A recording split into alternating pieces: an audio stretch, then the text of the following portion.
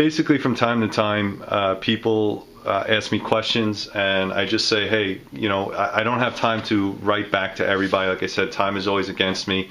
But if you have a chance and you really want a question answered, the best way to do it is to just email me at 3riverblades@gmail.com. In the title itself, just put Q&A sub or subscriber Q&A, and then I'll try to answer it on this this email right here. And what I do is just copy and paste it and go over it in the video. All right, so basically, before, I didn't write it down, but a gentleman asked me, you know, why don't you use carbon fiber on your knives? And basically it comes down to cost. What a lot of folks don't realize is that I make multiple knives. I do not make one at a time. And in order to save on cost and pass that's cost savings onto my customers, I have to use very common materials. All right, it's not to say that you couldn't you know, purchase the knife, knock the handles off, and do whatever you want, because once it's yours, it's yours. But again, I'm not selling them one at a time. So in order for me to, let's say I wanted to go for carbon fiber is pretty expensive compared to anything like a micarta or a G10. There are newer and better and prettier handle materials that are coming out every day, but it's not cost effective. For me to sell a knife for $160, $170 is about average, and I want my knives to be used in the field by professionals. If I start fancying it up, now we're looking at a $200 knife for the same size, so it's not really cost effective, and a lot of people won't buy them because of the cost. So, I mean, that's just my own opinion. You know, maybe in the future when I sell a lot of knives and I have some extra money, maybe I could do that, but I tend to use the materials that are cost effective, that will last longer in a rugged environment. All right, so I hope that answers your question. I'm really just trying to save on cost and pass it back to the customer. All right, this question comes from the Knife Maker 20. Where can I get a good belt grinder? Well, it depends on what you have in your bank account, really. Good can be subjective. So I tell most guys, if you have the money, and I'll just tell you from my experience, if you have the money, go to Grizzly, buy the Grizzly Knife Maker, I think it's 1050. It basically is a 2x72 belt grinder. It does have a platen. It comes with everything you need. However, it's about $525. All right, that is a semi-professional custom knife maker. You can do a lot with that grinder, and I've started with that. I've actually started with the 1x30, which is a $40 grinder from Harbor Freight, but again, depending on what you want to do. So it's subjective to the amount of money that you have. I eventually wound up with a KMG variable speed 10-inch wheel, and all the bells and whistles cost me $2,500 shipped. All right, so it really depends on the money you have. Okay, I got a question from the Overturned. How do you insert the pins? Also, do the pins themselves secure the grip, or are they for looks? And are the grips are glued? Yes. Okay. A couple things. He's talking about these pins right here. Okay. These pins, they are for looks, so that's why you can use you know, any type of mosaics or different colors, or for whatever the case. They are for looks, but they're also primarily for securing the handle. So securing first, look second. That's really what it is. And if you can see on this right here, all right, the pins have to go in there, because what happens is the pins go through, and then the micarta or whatever handle material sticks to that. So it's not enough just to have glue on handles. You have to have something that secures that material on there. All right, so what I do is, you know, I put the pins in, I put all the epoxy in there, and I actually mushroom these out. It's called peening. What you do is you mushroom out the metal, and then you sand it off straight, and what it does is it fills up the hole inside, and it'll secure the handle a lot better, more than just glue. So I hope that answers your question. All right, the Technos as Squatch films. Do you ever make knives for yourself, keep or finish production models? Basically, do you collect your own knives? That's kind of a funny question, but okay, well, if you could see right here, these are all the knives that I have made and use as templates. So do I finish my own knives? Sometimes, it depends. If it's a model that I know that I'm not going to make anymore, then I hold one for myself. Okay, if I designed it and I might make a special one and just keep it, and that's only to keep it for reference or to give, you know, to my children or grandchildren. That's the only reason. I don't necessarily collect all my knives because I know I could always make another one. And if they are production knives, I'm always going to have that production model available. So I hope that answered that question. It says 4986 Hunter of South. How is the best way to make a place on the sheet to run a belt through? I think he's talking about belt loops. Basically, this is a Kydex sheath. Okay, this is one that I've made myself, and he's talking about a belt loop. There are many different ways of doing it. This is not the only way. There are guys that are coming up with new and ingenious ways. You can use a piece of Kydex. You can wrap it around this way. You can use leather. You can use Condora or nylon and wrap it around and then secure it with these holes. Basically, the holes on the sheath is what's going to secure any type of strapping or latching that you're going to use in a Kydex sheath. So I mostly use tech lock devices because they're very easy, they're very cheap, and they're very maneuverable. So you can see right there it lines up on the holes, and then if I wanted to change it to a scout carry, I could do it that way as well. What people do need to realize is that even though you set up the holes for one device doesn't mean that it works for every device. Okay, you can see right there that this device is not lining up the holes correctly. All right, so what you have to do is make sure when you are creating a sheath and the customer requests a certain type of belt device, it has to fit the sheath. So I can't go from this to this and then it'll fit. It won't fit. All right, it needs some modification because all the sheets are customized as well.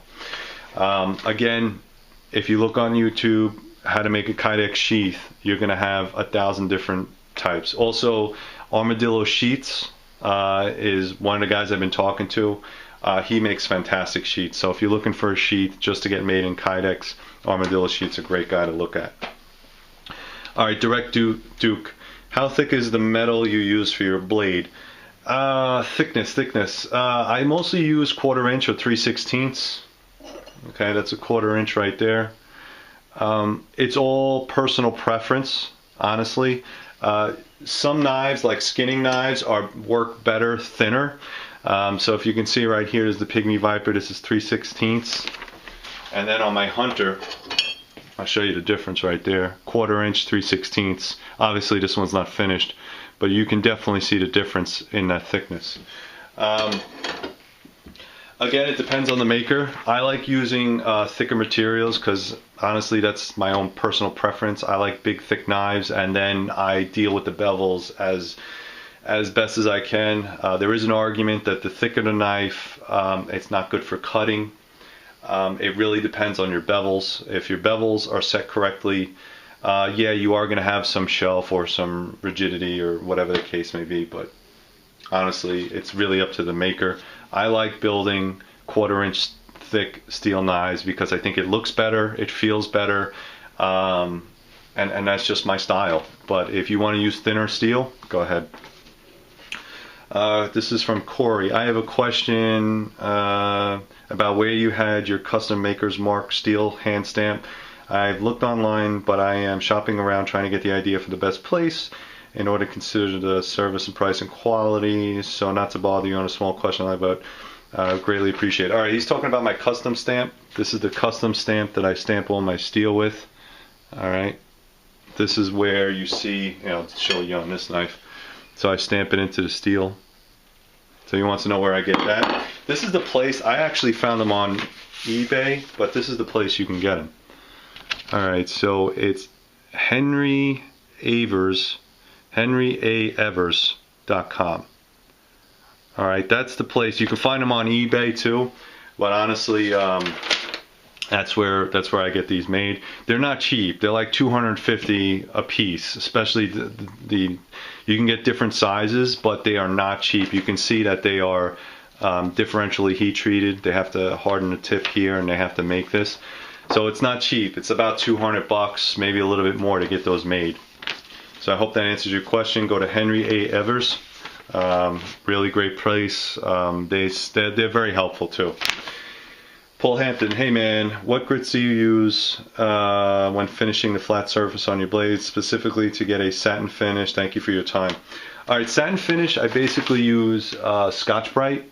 If you go to any knife knife warehouse that sells belts, you look for the 3M Scotch-Brite, and the Scotch-Brite finish, I don't think I have any more here, but Scotch-Brite finish, this is a little bit what it looks like. You see, it's not exactly mirror finished. It's Scotch-Brite. You can use that, and they do come in light, medium, and heavy. All right, I think it's light or medium, heavy. I don't know, something like it. They come in 3 different finishes, but that's really where you get them, and you get them for your grinder. Mine is a 2x72. They are a little bit more expensive because, you know, I think they're like $10, $11 a piece, something like that, maybe even $14. They're not cheap, but you know, if that's what you want to do with the finish, I think it's a, you know, really great, and it really smooths out the steel, so it looks really nice. And you can buy them like at, I think Jantz has them. I think Super Grit has them. A couple different companies. You can go there and find them. It's really easy to find them. All right, last one. This summer, I am finally begin knife making in a big way. I was just browsing on your YouTube and came across J-Dog's channel where he did a tutorial on Wolverine. He said, I will paint this. And in the last clip, he shows it's painted. Not only in this case, but in many others, I've seen people, quote unquote, painting their knives. Often is a nice dull black finish. Could you please tell me what this painting is, or whether it is just a spray tan? Okay, spray painting is not Duracoat. It's a different type of material. I think Duracoat has some type of epoxy setting in it. Basically, when you spray Duracoat, you got to give it like a week to cure. But all those paints will come off. Even Duracoat will come off. I've seen countless videos where guys just spray paint their knives, which is fine. If you're going to spray paint any knife that you use in the field, eventually the stuff will come off. The only place that I've seen it that it has not come off is when you're talking about Cerakoting or some type of specialty treatment where they actually either electroplate the blade, where it's like electroplated, so in other words there's a negative charge placed on the blade and then these chemicals attached to it. They do that in auto body work, or Cerakote, and I think Cerakote is one of the best and the most affordable. Basically it's like $14 a knife, $10 to $14 a knife, and Cerakote is sprayed and baked into the material. So I'm not a chemist, so I don't know all the processes, but anytime you do, even Duracoat, I have Duracoat for myself, but I never bothered with it because even though Duracoat looks great and it will work, it doesn't stay on forever. Eventually it will start to flake off. So it's just the way the paint composition is made up. Again, if you're interested in it, I would highly suggest that you go to somebody that really knows about coatings. Cerakote, I have a video on Cerakoting. I would just go talk to that guy. I'm not a professional Cerakote guy, but he would probably be the best person to talk to about paints. And there's a lot of different coating options. So I hope that worked. I think it's Joss. So I hope that actually helped. So that's pretty much it, guys. I want to thank you very much for tuning in for my Q&A. Like I said, I'm not the expert in all things. I can only tell you from my experience. I highly suggest that if you are interested in any of the subjects that we covered, then to please research for yourself. Don't take my word for it 100%. Thank you very much for your support, your time. Please go up to 3riverblades.com.